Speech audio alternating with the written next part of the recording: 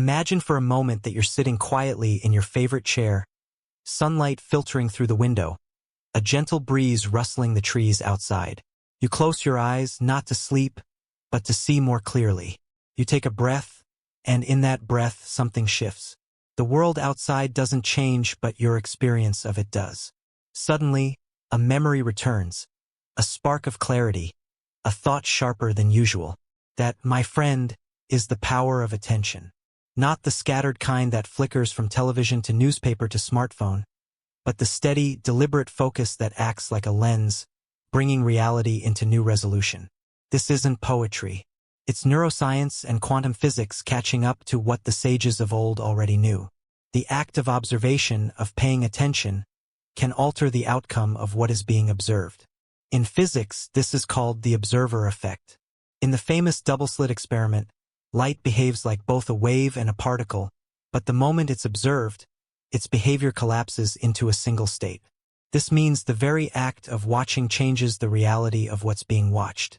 Now imagine applying that same principle to your thoughts, your emotions, your daily experiences.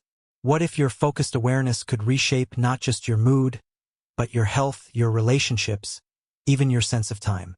Consider the findings from Harvard researcher Dr. Ellen Langer, who in her groundbreaking counterclockwise study took a group of elderly men and immersed them in an environment designed to replicate life from 20 years earlier. After just a week, the men showed measurable improvements in vision, memory, posture, and even joint flexibility. Why? Because their attention had shifted. They weren't just reminiscing, they were living in a different mindset. Their minds told their bodies something new, and their bodies responded. This is the frontier where science and philosophy shake hands. The philosopher Descartes once speculated that the pineal gland, nestled deep in the center of the brain, was the seat of the soul. At the time, he didn't have MRI scans or EEGs to back his intuition. Today, we do. Neuroscience tells us that this tiny gland produces melatonin, crucial for regulating sleep and circadian rhythm, but it also appears sensitive to light and may play a role in altered states of consciousness. Some studies even suggest it may produce dimethyltryptamine, or DMT, a naturally occurring compound associated with vivid dreams and spiritual experiences. Whether we call it the third eye or the pineal gland, this biological structure sits right where ancient spiritual maps placed the center of intuition. You might be wondering, what does any of this mean for me? Sitting here, decades into a life rich with stories, losses, triumphs, and quiet evenings? It means that even now, especially now, your attention is one of the most powerful tools you possess. And it's not abstract. It's practical. Focused attention can slow down cognitive decline, can improve memory. Mindfulness practices, even just 10 minutes a day of breathing and observation, have been shown in numerous clinical studies to increase gray matter in the brain, particularly in areas associated with empathy, self-awareness, and learning. But here's the key. It's not enough to passively observe. The kind of attention that transforms is intentional. Imagine your attention like the beam of a flashlight in a dark room. You can either let it flicker around the clutter or direct it calmly toward the parts of your life that matter: your health, your relationships, your dreams not yet fulfilled. The clarity that follows isn't mystical. It's neurological, and it's available to you today without any equipment, cost, or travel. So here is a simple invitation. Each morning this week, before you read the news or speak to anyone, sit for 3 minutes with your eyes closed. Bring your attention to your breath. Not to change it, just to notice it. Then, ask yourself gently, what do I want to pay attention to today? What reality do I want to shape with my gaze? By directing your awareness, you are not just responding to the world, you are participating in its unfolding. That power never fades with age. In fact, with the wisdom of your years, it becomes more refined. The question is not whether you still have influence. The question is, where will you shine your light next? If you've ever had the feeling that there's more to life than what meets the eye, you're not alone. Across thousands of years and every corner of the globe, human beings have sensed a hidden layer beneath the surface of everyday existence, something just beyond the grasp of the five senses. The ancients gave this awareness a name: the third eye. They believed it was not an eye in the physical sense, but a center of inner perception, a gateway to wisdom, insight, and higher understanding. What's remarkable is that this symbolic eye was not confined to one tradition. In Hinduism and Buddhism, it appears as the Ajna chakra, situated between the eyebrows, representing clarity, intuition, and spiritual vision. In ancient Egypt, it was the Eye of Horus, a symbol not only of protection but of expanded awareness, of being able to see beyond the veil of illusion. Even in Western thought, philosophers from Plato to Descartes hinted at a deeper faculty of perception, the mind's eye that allowed us to grasp truth not just through logic, but through inner insight. Today, modern science is beginning to uncover evidence that supports these age-old intuitions. Nestled deep within the brain is a tiny structure known as the pineal gland, about the size of a grain of rice, located precisely where many traditions place the third eye. It's not just symbolic, it's biological. This gland regulates melatonin, helping control our sleep cycles, but it also responds to light, and emerging research suggests it may play a role in altered states of consciousness. In 2001, Dr. Rick Strassman conducted studies at the University of New Mexico that explored whether the pineal gland might be capable of producing DMT, a naturally occurring compound known for inducing vivid, sometimes spiritual visions. While the science is still developing, the fact that such a profound molecule may be produced within the very gland linked to the third eye in ancient traditions is no coincidence. It is a poetic symmetry between science and mysticism that invites us to look more closely. But this isn't merely theoretical. This third eye, this center of perception, has very real consequences on how we live and how we see the world. Think of it like a radio antenna. When tuned properly, it allows you to receive frequencies that are always present but often go unnoticed. It's the voice of intuition that tells you to call someone out of the blue, only to find they needed you. It's the sudden insight that helps you solve a problem that's been nagging at you for days. These aren't accidents. They are evidence of a deeper layer of intelligence that flows through each of us, waiting to be tapped. In practical terms, activating this faculty means cultivating attention not just outward, but inward. It's in the quiet moments in prayer, meditation, deep reflection that the third eye begins to stir. Neuroscientific studies have shown that regular meditation can increase activity in the prefrontal cortex, the region associated with insight and executive function, while also quieting the amygdala, the part of the brain that triggers fear and reactivity. What we call wisdom may, in fact, be a neurological state cultivated through focused inner attention. As we age, this becomes more relevant, not less. While the body may slow, the mind is capable of profound refinement. In fact, older adults who engage in regular contemplative practices often demonstrate greater emotional regulation, deeper empathy, and a stronger sense of life purpose. This isn't about chasing mystical visions. It's about sharpening the very faculties that help us live more fully, more wisely, more peacefully. You don't need to retreat to a monastery or follow an exotic path. Simply sit quietly for a few minutes each day, close your eyes, and place your awareness gently on the point between your eyebrows. Breathe deeply. Ask a question. Listen not with your ears, but with your attention. Over time, you may begin to notice that your dreams become more vivid, your instincts more accurate, your sense of calm more consistent. These are the signs that the third eye, the pineal gateway, is awakening. Let me leave you with this thought. The same inner light that illuminated the minds of sages and scientists throughout history still burns within you. It has not dimmed with age. In fact, your years of life experience are the very fuel that make it burn brighter. The call now is to turn inward, not to escape life, but to see it more clearly, more deeply, more truly. And from that clarity, to act not as someone pushed by circumstance, but as one who sees with wisdom and moves with intention. The third eye is not a myth. It is a skill, and the more you use it, the more powerful it becomes. Close your eyes for a moment and imagine your mind as a lake. When disturbed, the surface ripples and distorts the reflection. But when calm, it becomes a perfect mirror, able to reflect the sky, the stars, the passing clouds. This is the state in which the human mind begins to touch something deeper, where it becomes not just a receiver of the world but a shaper of it. And here, science and philosophy walk hand in hand. The idea that consciousness has the power to influence reality may sound mystical, but it is rooted in some of the most groundbreaking scientific discoveries of our time. In quantum physics, the observer effect demonstrates that the mere act of observing can alter the behavior of particles. In the double-slit experiment, for example, electrons behave differently when measured, collapsing from a wave of infinite probabilities into a single outcome. What this tells us is not just that matter is strange, but that consciousness is not a passive witness. It is a force of participation.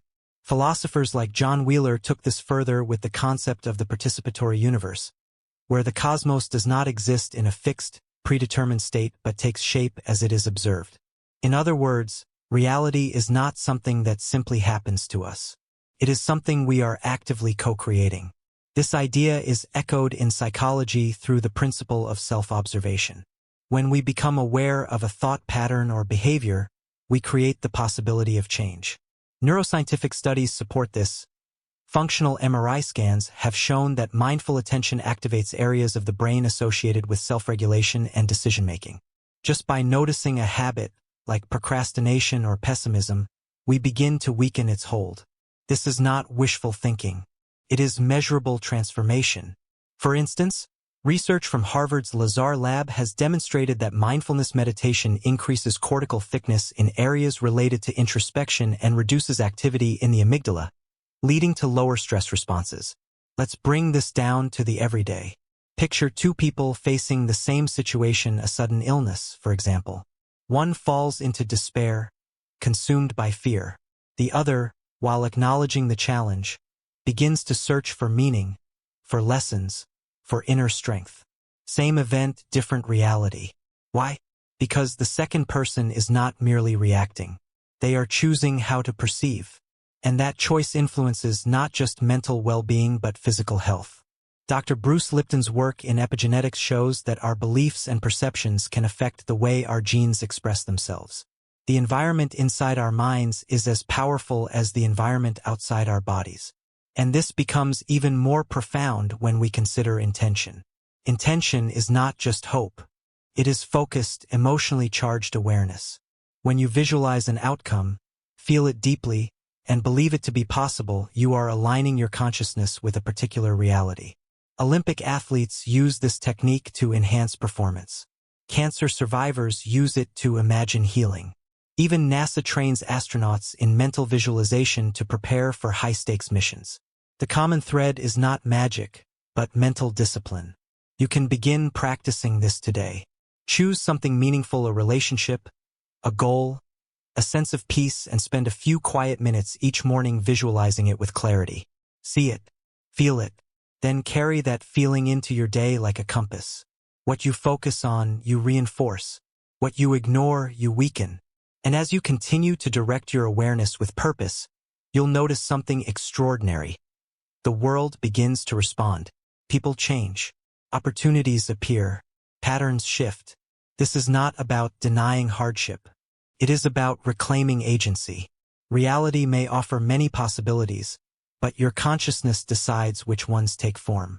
So I invite you not just to live your life, but to shape it. Start small. Observe your thoughts. Guide your emotions. Focus your intentions. You are not too old to do this. In fact, your wisdom, your perspective, and your life experience give you an advantage. You already know what matters. Now it is time to see it more clearly, to feel it more fully, and to shape it more consciously. The lake of the mind is waiting. Let it become still. Then use its reflection to guide your next step. Think of your mind as a garden.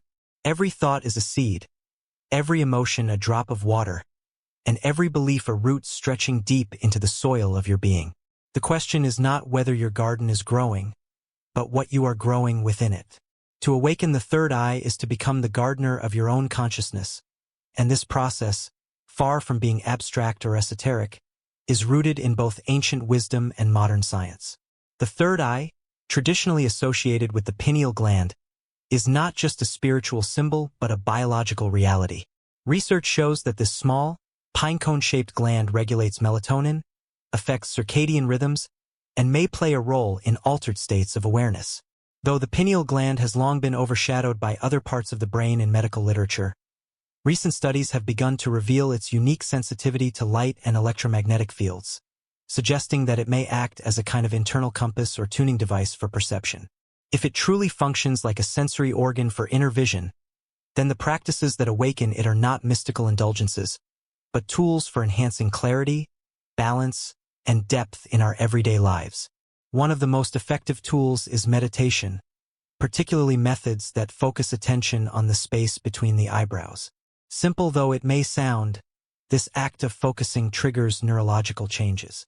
In brain imaging studies, meditation has been shown to activate the anterior cingulate cortex and the insular regions associated with attention, empathy, and self-awareness. At the same time, deep meditation produces an increase in alpha and theta brainwaves, frequencies linked to intuition and insight. Regular practice strengthens the brain's default mode network, allowing for more fluid mental states and deeper introspection. In practice, this means greater emotional regulation, better memory, and a stronger sense of purpose. A daily routine of 10 minutes of focused breathing and visualization can create measurable shifts in the way you think and feel. Picture yourself seated comfortably, eyes closed, drawing your attention to that center point between your brows. Visualize a soft, pulsing blue flame or a gentle violet light, and simply watch. Observe your thoughts as if watching clouds pass across the sky. This gentle discipline begins to train your inner eye, sharpening perception and softening reactivity. But awakening the third eye is not just about what happens in stillness, it's also about how we live. The environment we inhabit, both physical and mental, directly impacts this inner sense. Scientific studies have shown that prolonged exposure to fluoride and other environmental toxins may contribute to calcification of the pineal gland, limiting its function. Reducing processed food intake, drinking purified water, and consuming antioxidant-rich foods like blueberries, turmeric, and dark leafy greens can support pineal health. Sound also plays a powerful role. Certain frequencies, such as 432 Hz and 936 Hz, have been found to stimulate relaxation and induce meditative states. Chanting mantras like Om, which resonates through the skull and chest, creates vibrations that align with ancient understandings of harmonizing the body and mind. These are not just rituals from a forgotten past, they are practical methods supported by new research in sound therapy and vibrational medicine. Equally important is emotional readiness. As we begin to perceive more deeply, we often come face to face with long-held beliefs and patterns that have shaped our reality. This is where philosophy offers guidance. The Stoics taught that self-mastery begins with awareness of thought, and that suffering often comes not from the world itself but from our interpretations of it. Similarly, Carl Jung described the process of individuation as a journey inward, confronting the unconscious and integrating it into the light of awareness. In modern psychology, this mirrors cognitive behavioral therapy, which helps individuals recognize and reframe distorted thinking. Awakening the third eye, in this sense, is not about escaping reality but engaging it more truthfully. It requires a balance of curiosity and courage. Some may experience discomfort, memories resurface, beliefs get challenged, emotional intensity increases. But this is not a sign of failure. It is a sign of growth. As awareness expands, so too does responsibility. You don't need to climb a mountain or chant in a cave to begin this journey. Begin in your own home, in the quiet of the morning or the stillness of evening. Limit exposure to media noise. Walk in nature. Keep a journal of thoughts, dreams, and synchronicities. The more you notice, the more you train your perception to pick up on what was always there. And slowly, steadily, your inner vision will sharpen. You will begin to see connections others miss, feel truths that go unsaid, and sense a deeper order beneath apparent chaos. As you do, life begins to feel less like something happening to you and more like something you are gently shaping, moment by moment, with your attention and intention. This is not fantasy. It is practice. It is the work of a lifetime and the gift of growing older, not to withdraw from the world, but to finally see it with new eyes. There comes a point in life when knowledge is no longer just about facts and figures but about wisdom lived and earned. At this stage, we do not seek to control the world but to understand our place within it. And it is here that the final truth about the third eye and the observer effect reveals its deepest lesson. That perception is participation and every moment of awareness is a moment of creation. What you focus on is not just a mental exercise, it becomes the blueprint through which your reality unfolds. The science of quantum mechanics offers startling confirmation of this idea. In the realm of subatomic particles, the act of observation does not merely detect an outcome, it selects it. Prior to observation, particles exist in a state of superposition, where all possibilities coexist. It is the observer that collapses this field into a single experienced event. As theoretical physicist John von Neumann proposed, consciousness is the agent that reduces this wave of probabilities into tangible form. This isn't metaphor, it's the mathematics behind quantum theory. The conclusion is profound. Your consciousness matters more than you think. Now think of your daily life. Every belief, every expectation, every assumption you carry is like a lens through which you are observing your world. And just as in quantum physics, that observation is influencing what reality shows up in your experience. If you wake believing the day will bring hardship, your mind will scan the environment for evidence of struggle, and that becomes your lived truth. If instead, you train your attention to look for meaning, for beauty, for connection, those elements begin to take shape in surprising and affirming ways. This is not wishful thinking but a well-documented psychological phenomenon known as confirmation bias, the tendency of the brain to reinforce what it already believes. But here's the key. With mindful attention, you can change what you believe and therefore change what you see. The field of neuroplasticity supports this. Dr. Richard Davidson at the University of Wisconsin has shown through brain imaging that consistent mindfulness practices can reshape the neural circuits associated with attention, emotion, and even compassion. In older adults, this rewiring is especially important as it helps maintain cognitive flexibility, emotional balance, and a deeper sense of purpose. Every moment of awareness is like sculpting the brain anew. When you observe your thoughts without judgment, you are literally interrupting automatic reactions and laying the groundwork for more intentional living. Imagine walking a forest trail where the old path is well-trodden and familiar but no longer leads where you wish to go. With each new step in awareness, you begin to carve a new path, and over time, that path becomes the one your mind naturally follows. Practical tools are within your reach. Begin with daily presence.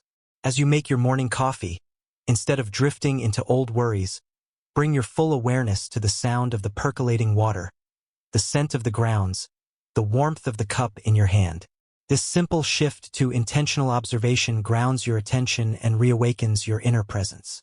Next, consider keeping an observation journal. Each evening, write down moments when you notice something unusual, an unexpected kindness, a coincidence, a moment of clarity. Over time, patterns emerge, and you'll begin to sense that life is speaking to you in a language beneath words. Then explore creative projection. Choose a goal, something meaningful but not distant. Close your eyes and visualize it with vivid detail. Feel the emotions associated with its fulfillment. This practice, supported by studies in sports psychology and cognitive science, conditions the brain to recognize opportunities aligned with that vision. But remember, the key is coherence. Your outer intention must match your inner belief.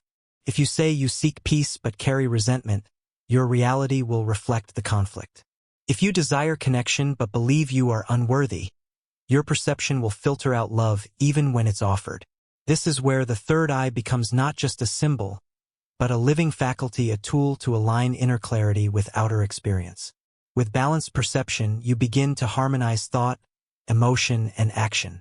The spiritual traditions have long known this. In Advaita Vedanta, the teaching is simple. You are not merely in the world is within you. Science now echoes this ancient view. Reality is not entirely fixed. It is shaped, continuously, by consciousness interacting with a field of infinite potential. So what do we do with this knowledge? We live it. We stop waiting for reality to shift before we change our mindset. We realize our mindset is the instrument of change. Begin with one intention each day. Make it simple. To speak with kindness, to notice beauty, to remain curious. Let that intention become your compass. And as you walk forward with awareness, the world around you will begin to shift. Subtly at first, then unmistakably. What once seemed like chance will feel like alignment. What once seemed hidden will feel revealed. And you will realize that the third eye was never about seeing another world, it was about finally seeing this one with the fullness of your being. Let this be your practice. Let it be your legacy. Let it be your awakening.